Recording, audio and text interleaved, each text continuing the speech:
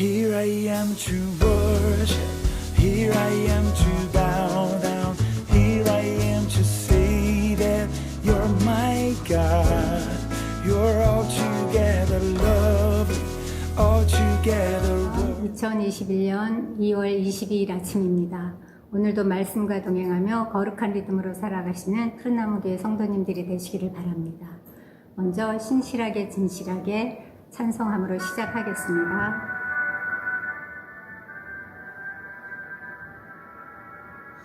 신실하게 진실하게 거룩하게 살게 하소서. 신실하게 진실하게 거룩하게 살게 하소서. 하나님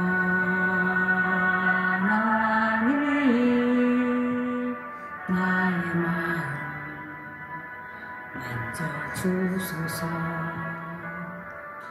하나님 나에게 새롭게 하소서.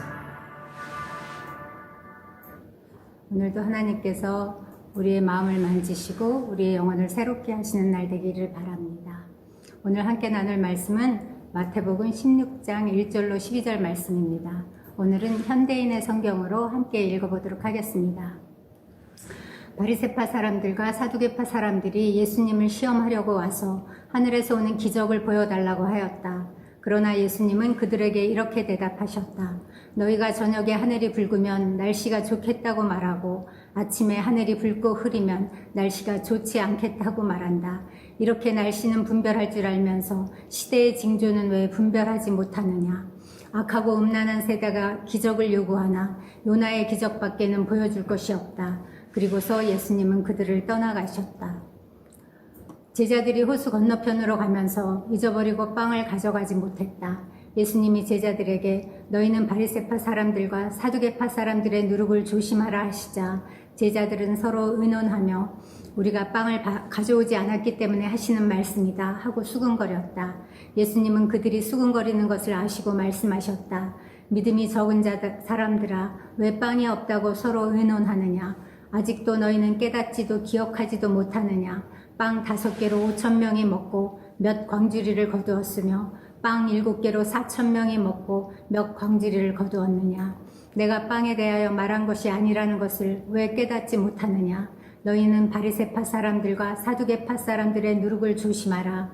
그제야 제자들은 예수님이 빵의 누룩이 아니라 바리새파 사람들과 사두개파 사람들의 가르침을 조심하라고 말씀하신 것을 깨달았다.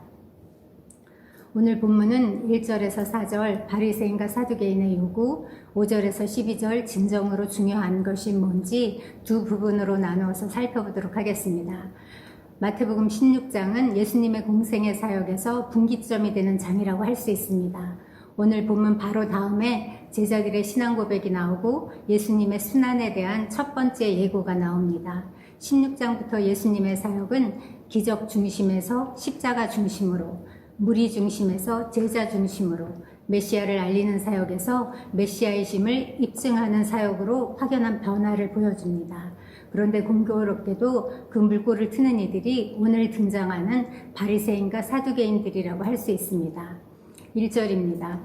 바리새인과 사두개인들이 와서 예수를 시험하여 하늘로부터 오는 표적 보이기를 청하니. 바리새인과 사두개인은 평소 물과 기름처럼 교리적으로나 삶의 방식으로나 절대 섞일 수 없는 이질적인 성질을 가진 두 파였습니다. 그래서 평소에는 늘 다투고 적개심을 품고 심하게 대립하는 관계였습니다. 그런데 예수를 대항하는 일에 있어서는 공동의 보조를 맞추면서 취하면서 지금 나아온 것입니다. 이는 마치 누가복음 23장 12절에서 헤롯과 빌라도가 전에는 원수였으나 당일에 서로 친구가 되었더라 하는 말씀과 같습니다. 그렇다면 바리새인은 누구고 사두개인은 누구일까요? 바리새인이라는 말은 히브리어 파라시에서 유래한 것으로서 구별하다라는 의미입니다. 바리새인은 원래 성별된 자라는 좋은 뜻을 가지고 있습니다. 그들은 모세의 율법뿐만 아니라 구전된 조상들의 전통까지 엄격히 지키는 경건주의자들이었습니다. 그들은 영원불멸, 부활, 내세, 천사의 존재 등을 다 믿었습니다. 그러나 그들의 교만한 분리주의는 율법의 순수한 정신과 내면적인 경건을 무시하고 위선과 외모를 중시하는 형식주의로 전락하였습니다.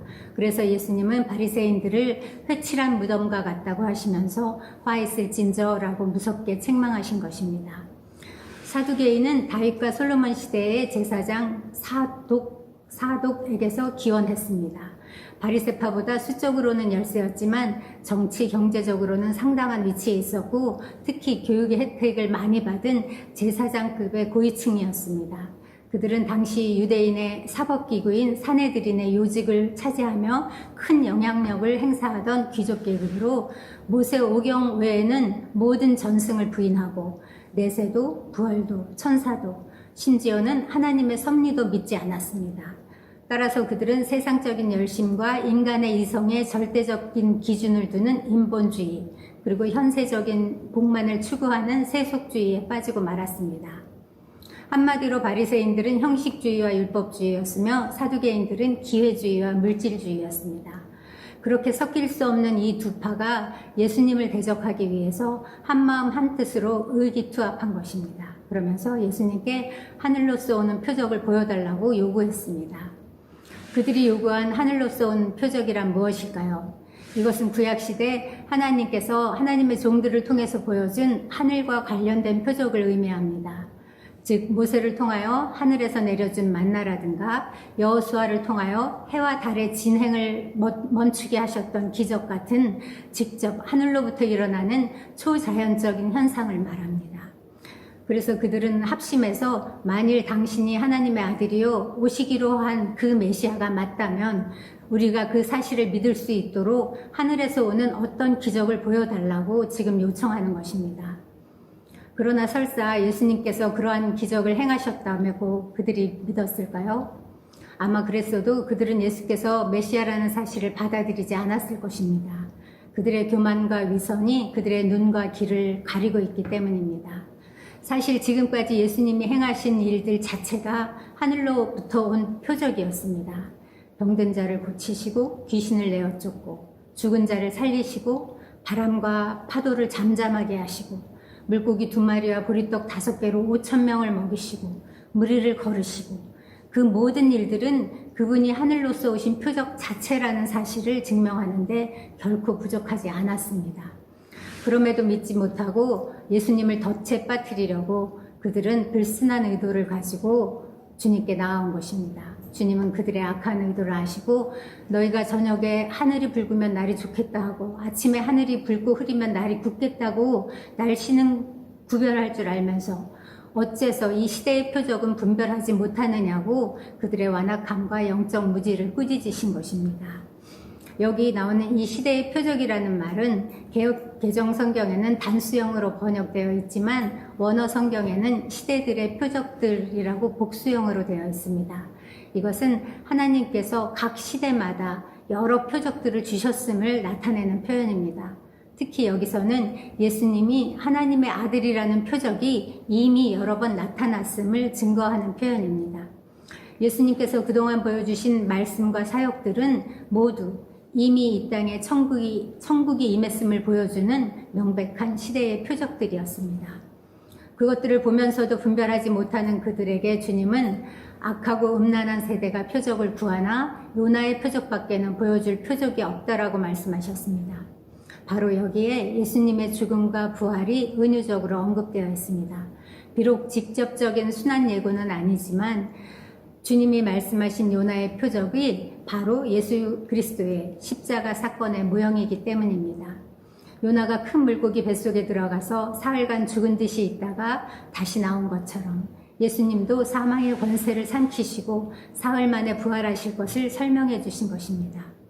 예수 그리스도의 죽으심과 부활이야말로 불신앙적 세상에 주는 마지막 표적이 아닐 수 없습니다. 오늘 우리는 어떻습니까? 우리도 저 바리새인과 사두개인처럼 예수님 외에 그 십자가와 부활 외에 다른 표적들을 구하고 있지는 않습니까?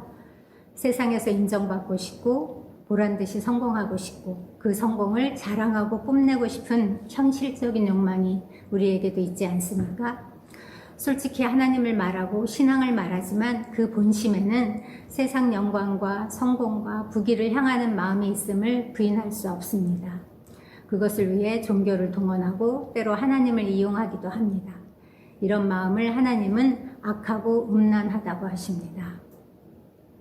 그래서 5절에서 12절에서는 주님이 삼가, 바리새인과 사두개인의 누룩을 주의하라고 교훈하십니다. 누룩은 다른 것에 영향을 주는 성질과 적은 양으로 많은 부분을 변화시키는 속성을 가졌습니다. 성경에서 누룩은 대부분의 경우 잘못된 교훈이나 악이 신속하게 또 광범위하게 침투하는 것을 묘사하는 부정적인 표현으로 많이 사용되었습니다. 본문에서도 바리새인들의 형식주의와 사두개인들의 세속주의를 경계하라는 의미로 이 단어가 사용되었습니다. 그런데 이 비유를 알아듣지 못하고 아직도 먹을 떡을 가지고 오지 않은 일로 근심하고 다투는 제자들을 보시고 예수님이 믿음이 작은 자들이라고 탄식하십니다. 믿음이 작은 자들이라는 표현은 성경에 모두 5번 나오는데 전부 영적 진리를 분별하지 못하고 눈에 보이는 세상적인 것에만 관심을 두고 걱정하는 자를, 그런 사람을 지칭하는 데 쓰였습니다. 또 이 표현은 항상 하나님의 공급하심과 연관되어서 사용되었습니다. 여기서는 오병이어와 칠병이어의 기적을 직접 체험하고도 예수의 메시아 되심을 아직도 깨닫지 못하는 영적 각성이 없는 제자들을 깨우치시는 말씀입니다. 동시에 예수 그리스도의 십자가 표적을 보고 구원을 받고 자녀가 되었으면서도 여전히 먹고 사는 일에 대한 염려를 떨치지 못하고 하나님의 공급하심을 믿지 못하는 이 시대의 우리들을 경고하시는 말씀이기도 합니다. 저 제자들처럼 우리는 언제나 취업을 염려하고 노후를 걱정하고 결혼을 염려하고 자녀를 염려합니다. 주님은 이런 것은 하나님을 알지 못하는 세상 사람들이나 하는 걱정이라고 하셨습니다. 이러한 연약한 믿음에서 벗어나는 길은 오직 그리스도 안에서 그리스도의 가르침을 따라 사는 데 있습니다. 그러므로 우리는 무엇을 먹을까, 무엇을 마실까, 무엇을 입을까에 대해 걱정하지 말아야 합니다. 하나님 아버지는 우리의 필요를 다 아십니다. 그리고 책임지십니다. 우리는 먼저 그의 나라와 그의 의를 구해야 합니다. 십자가를 통해 나타난 예수 그리스도의 은혜와 하나뿐인 아들을 우리에게 보내주신 아버지 하나님의 사랑보다 더 소중하고 더 귀한 표적은 없습니다. 우리 주님이 곧 다시 오신다는 말씀을 마음에 새기고 더 하나님을 사랑하고 더 이웃을 사랑하며 살아가는 저와 여러분이 되기를 소망합니다. 그것이 바로 우리 시대의 표적을 분별하는 삶입니다. 기도하겠습니다. 하나님, 우리에게 예수를 믿는 믿음이 무엇인지 온전히 알도록 은혜를 베풀어 주시옵소서. 우리 안에 바리새인이 감춰져 있는 것이 어떤 건지, 사두개인이 감춰져 있는 사두개인이 어떤 것인지 분별하게 하시옵소서. 주님, 우리 안에 감춰진 모든 것들 주님 아시오니 주님 앞에 나아가 말씀 빛에 비추어 깨닫게 하시고 주님 보혈을 의지하여 깨끗이 씻음 받게 하시고 하나님 오늘 하루도 그렇게 또 새로운 사람으로 주님 새로운 피조물로 살아가기를 소망합니다. 주님 이 시간 오셔서 우리의 심령을 만져주시옵소서. 깨끗게 하시고 온전히 주님 되심을, 말씀이 말씀 되심을 증거하고 운반하는 그런 정결한 통로로 살아가게 주여 도와주시옵소서. 오늘도 그 일을 행하실 주께 감사드리며 예수님의 이름으로 기도합니다. 이 시간 들으신 말씀을 기억하면서 기도하겠습니다.